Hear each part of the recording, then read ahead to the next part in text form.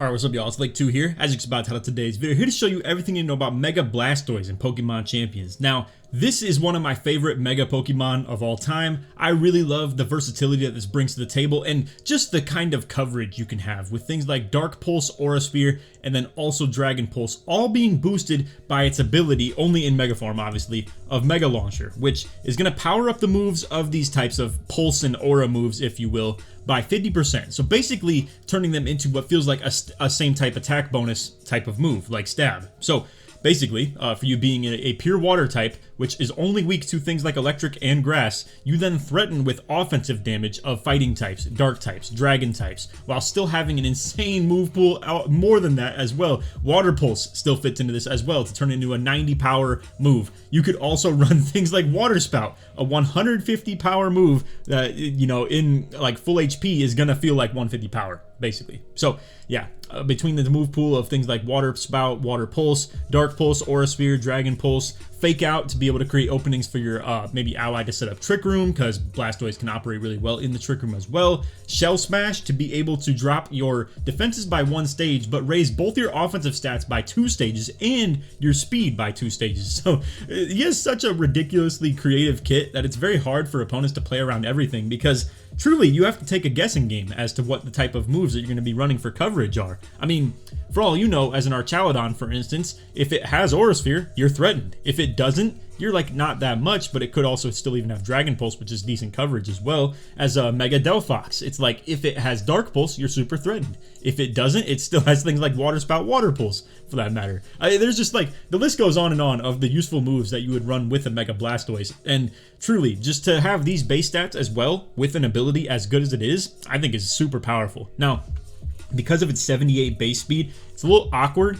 in some people's opinions, but this can fit into Trick Room really well if you run speed down nature, or just in general, like underspeeding base 80 mons is still a pretty valuable thing for that matter too. And you're gonna be underspeeding like every, obviously, you know, base 100, base 90, base 80, just in general, if you are speed down nature. Or if you want to run this in a Tailwind team, doubling your speed is even valuable as well for that matter. So yeah, this guy could really benefit from like speed control teams 100%, whether it is Tailwind or Trick Room, just to keep, you know, that in mind for you. But again, just in general, his typing is really good. Obviously, like we already said, only super affected by 2 types, and then you can cover so much with these moves. So again, with Mega Launcher as your ability, it's going to be turning things like Dark Pulse with 80 power, or same with Aura Sphere with 80 power, turning it into 120, or Dragon Pulse's 85 power and turning it into 128 power as well. So threatening spread damage with Water Spout, targeted damage with all those Aura and Pulse moves and stuff like that.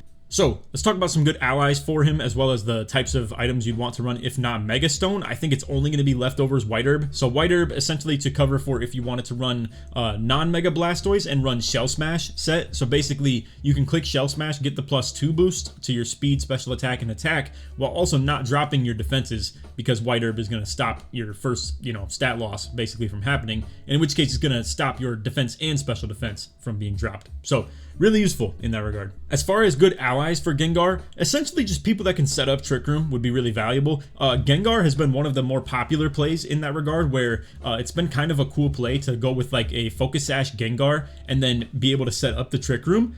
Being a ghost type that has access to Trick Room while still threatening very big damage while inside of it. And obviously Gengar being fast, it doesn't always work out as the perfect tool for that. But even I would say I've been running non-Mega Blastoise with Mega Gengar. So it's like, it's very interesting when you throw that at people, because Blastoise fits very well in those Paris Trap teams. So they might not even know what you're leading as far as the Mega potential. And then also we have things like Farigiraf, I still don't know how to pronounce it to this day. But anyway, it's going to be able to set up Trick Room, or also to stop priority moves from happening into your slots. So for instance, you could use Fake Out into one of their Pokemon while also setting up Trick Room with Farigiraf, and then boom, Blastoise is online in a Trick Room, and you're able to just threaten huge damage with, again, Water Spout, Aura Sphere, Dark Pulse, Dragon Pulse. Sinistcha as a defensive ally, really good as well. So basically, you could send Sinistcha in for the Farigiraf slot and be able to heal up Blastoise if you are a little bit more trying to get that Water Spout damage. Again, Water Spout is based off of the HP that you have on your Pokemon right here, in terms of what damage you're going to output. So you have to be at high HP amounts to be able to get big damage out of Water Spout. So Sinistcha with the hospitality ability, being able to switch in to the ally spot for Blastoise and heal him up 25%. Really valuable, while also still having Rage Powder to redirect moves like grass types and electric types into your Blastoise. Rage Powder can instead redirect them into Sinistcha, which is going to be resisted damage. So yeah, these three together, or just more so specifically Farigiraf, Sinistcha, and Blastoise together, is so problematic, it's not even funny.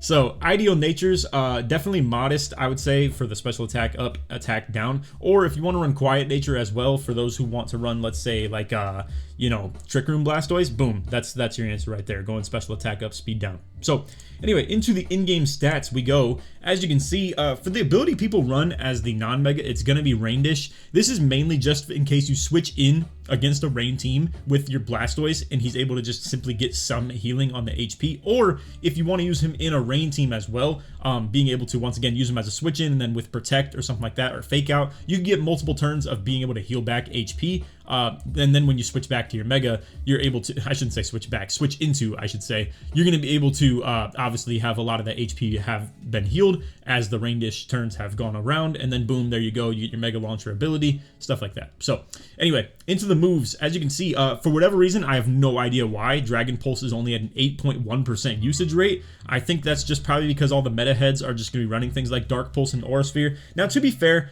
Aura Sphere threatens very big, super effective damage into things like Steel types, and then obviously just like a lot of types. However, fighting is bad into a lot offensively as well. Dragon Pulse can cover you neutrally damage, like really, really good. And to be fair, so can Dark Pulse, so I guess that's probably why between the two moves, Dark Pulse can cover you in a little bit more types, like for instance into Ghost and Psychic, stuff like that. Whereas Dragon's only covering you for Dragon types as far as super effective damage. But again, remind you, Dragon is only going to be resisted by Fairy, which is immune, and then also Steel, which it does resisted damage into. So yeah, as far as like the moves that you want to run though, again, Dark Pulse has a chance at flinching for that matter too, so it's also that 20% chance right there. Aura Sphere never misses, which is a nice secondary effect as well. And Dragon Pulse is just more base damage. But simply put, like I said, 85 power versus 80, it doesn't sound like that crazy, but then when you compare it to 120 versus 128, it can add up. That's 8 more base power, you know, between the Dragon Pulse to Dark Pulse. So I know a lot of people are sleeping on the Dragon Pulse right now, but it is an interesting play, I will say, you know, and quite a bit of a sleeper thing. So if you want to run Fake Out on Blastoise, makes a lot of sense. If you want to run Shell Smash on him, makes a lot of sense. You don't even need a Tailwind team if you want to run Shell Smash. Problem is, you got to have good support to be able to allow him to set this up. But man, I mean, a Shell Smash Blastoise as a Mega Blastoise sounds ridiculous. That's like literally unstoppable at that point. Problem is, priority moves could, you know, knock you down quite a bit when it comes to like the amount of damage that's going to output with your Water Spout. So that's kind of where, once again, if you were to lead with a Sinistcha Rage Powder and stop them from doing damage into Blastoise in order to set up the Shell Smash, and then can also redirect the types of damage that's going to come out with priority moves, it'd be very valuable. I think Sinistcha is a really, really good ally to something like the Blastoise right here as well. So if you want to run Fake Out, you want to run Protect, it's also okay to not run either of these. If you want to run full coverage moves on Blastoise and literally just go Water Spout, Dark Pulse, Aura Sphere, you know, Dragon Pulse, I think that's understandable. I will say though, like I said, you don't really get a lot of coverage out of running Dark Pulse and Dragon Pulse together. I think Aura Sphere is the no-brainer play if you ask me. This has so many good offensive type coverages, you know, from Steel to obviously Dark, etc., etc. Like the list goes on and on for things that fighting is going to be super affecting, normal as well, obviously. Like Aura Sphere has a lot of hits and a lot of misses, I will say. Like if you hit into Ghost types, obviously it doesn't do any damage. If you hit into Psychic types, resisted. The list goes on and on. Fairy types, blah blah blah, right? Fighting type has a lot of strengths and a lot of weaknesses. I think this is a good play to have, followed up with either Dark Pulse or Dragon Pulse. So Water Pulse is all the way down at 18%. This is understandable just because it's only a 60 base power move. So once again, you know, cut that damage in half and then add it right into it, and boom, there you go. That's going to be the 90 power that it does. 20% chance at confusing is still pretty good. And then like you would compare it to running things like Ice Beam, for instance, where it's like that's not a stab move, and it's just like, you know, also got no boost from the Mega Launcher or anything like that either. So yeah, not the greatest coverage. And then I don't even know if you really need Ice into anything, because the only thing Ice is going to be good for covering is either going to be flying types, which I don't think you need to do specifically super effective damage to in order to threaten them. And then obviously Dragon types as well, which Dragon Pulse can literally cover for super effective damage and do, you know, significantly more amount of damage with the base power of the move. with the Mega Launcher obviously included. So yeah, just wanted to give a pretty big overview on the movesets, because that's where I think the Blastoise kind of variance matters the absolute most, just because of his plethora of moves you can choose from. Again, for the items for the non-Mega, it's going to be things like Leftovers. I was running Rain Dish Leftovers Blastoise. I didn't have a Rain team, however, but if you were to do something like regular Blastoise running with like Fake Out, and I have Flip Turn on my Blastoise for the Paris Trap team. So basically I had Fake Out, Protect, Flip Turn, and then I did have Life Dew, which is going to be able to heal your ally and yourself by 25% HP. So Blastoise can be a pretty good support mon outside of Mega as well. But I think in retrospect, I would rather run something like Water Spout, so that if they leave him ignored, I'd be able to threaten some pretty big spread damage with non-Mega Blastoise even still. But yeah, if you want to run something like Fake Out, Flip Turn, stuff like that, and have him be a support mon, Leftovers in a Rain team could be really interesting. Having Rain Dish and Leftovers is basically going to have two different forms of 1/16 HP being healing you, and then that's going to turn into, you know, at that point 1/8 per turn, which can add up quite a bit. That is a lot of HP, you know, between two turns, especially if you have Fake Out and Protect as well. So again, White Herb, really good item as well, restoring the holder's stats to their usual value when they are lowered, and it's a one-time use thing. So once again, if you do that on your Shell Smashes, makes a lot of sense, simply put. Mystic Water, Citrus Berry, stuff like that. Scarf Blastoise sounds kind of interesting with a Water Spout, I suppose. So if you were to run this with like Scarf and like big speed investment, I guess you could get kind of decent damage, but yeah, you can see that not a lot of people are doing stuff like that. So anyway, as you can see, commonly seen allies, there you go. Sinistcha, Farigiraf. Makes a whole lot of sense. And then it fits into a couple of different Rain teams, so like Pelipper, Basket Legion as well.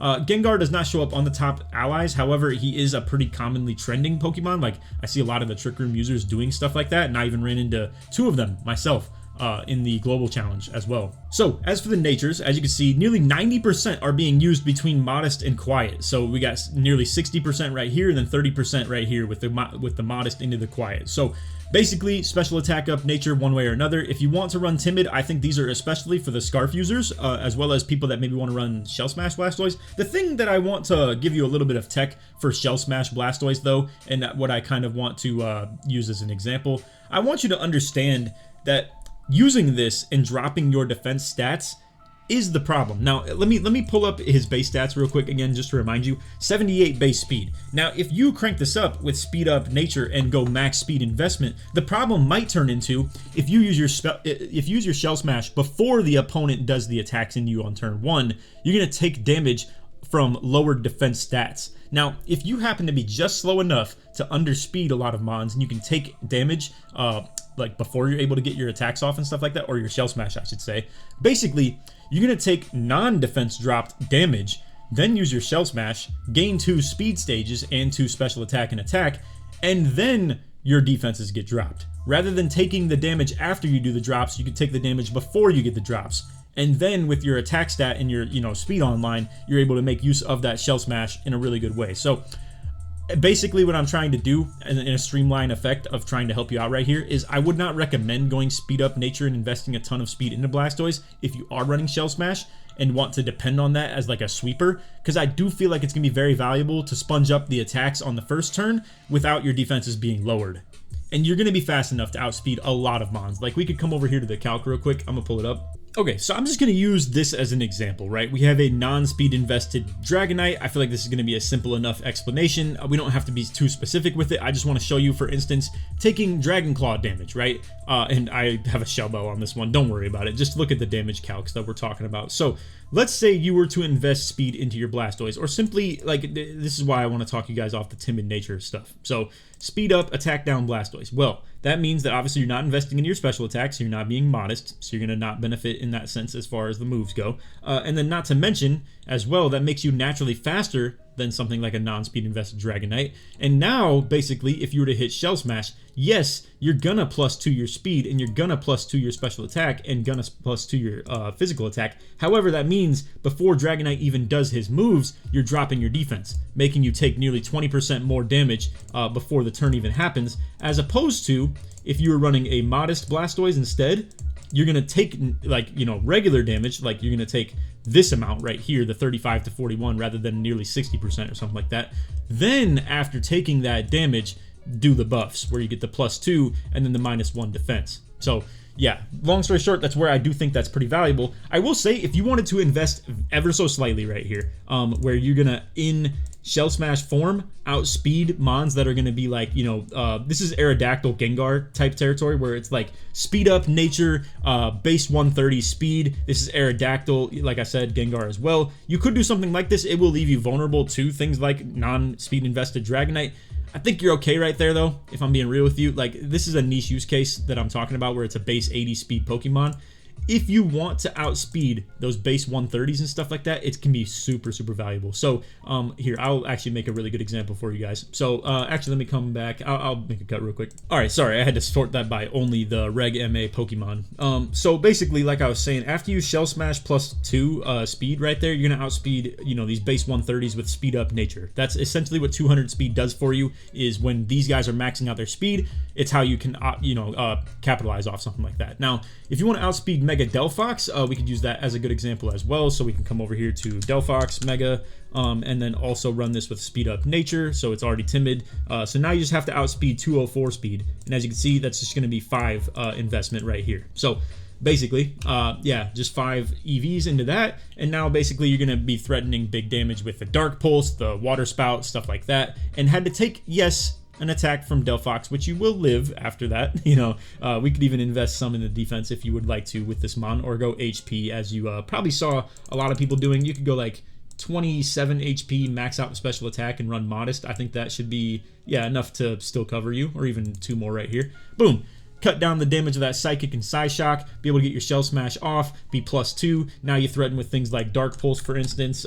Here, I'll throw a couple of the moves on that we can show you that you would be doing damage with. So like Dark Pulse, boom, 170 damage % into Mega Delphox. That's huge. Water Spout, this is singles, 237%. Granted, this would be after you take some damage, so you have to kind of keep that in mind. If you want to pay attention to who you outspeed before Mega, though, or before the Shell Smash, I should say, these base 80 mons are not really a big concern. I think Mega Meganium is probably your biggest concern. Other than that, yeah, base 80s, not a huge deal. We got things like Gyarados, Dragonite, non-Mega, but again, not really the biggest concern. We have Gallade and Gardevoir.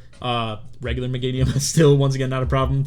Non-Mega Venusaur, and then Basculegion right here at 78 as well, as the same speed tier as you. So just a couple ideas for, the type of things that are in your territory. But as you can see, not a lot of them. Not a lot of mons in this type of range. So basically, I think you're good to put a little bit of speed investment on the Blastoise, and I think this is the perfect range right here. I don't think you need to be any faster with the Shell Smash set, to be real with you. So yeah, this is insane damage though. I must say, that's like really, really crazy after the Shell Smash. And then if you have Sinister next to you who can help you out with the Rage Powder and stuff like that, really big. So anyway, that's all for the video. I hope you all enjoyed. If you did, feel free to drop a like, sub if you're new, so notice, all that good stuff. Like always, try this 100 to 200 likes. And if you made it to the end of the video and you want to show support that you did, put Blastoise, or you can put Big Man Blastoise in the comments. Show support through. Like I said, one of my favorite Mega Pokemon of all time, and just a really fun guy to use right here, like with his really good versatility offensively, and then really good defensive synergy as well, with like only being weak to 2 types who are not very good in the current format of this Pokemon game that we're currently playing right now in Champions. It's just truly not a lot of good grass types, not a lot of good electric types. So yeah, you're not really threatened too hard at all. So anyway, that's all for the video. Hope you all enjoyed. If you want to check out the playlist, feel free to. It'll be popping up on the screen right now. We got all the list of, dex entries, I'm calling them, where I'm doing my own personal Pokédex, and this is one of the videos of the series. So if you want to check that out, feel free to. But than that, hope you enjoyed. Take it easy, man. Peace.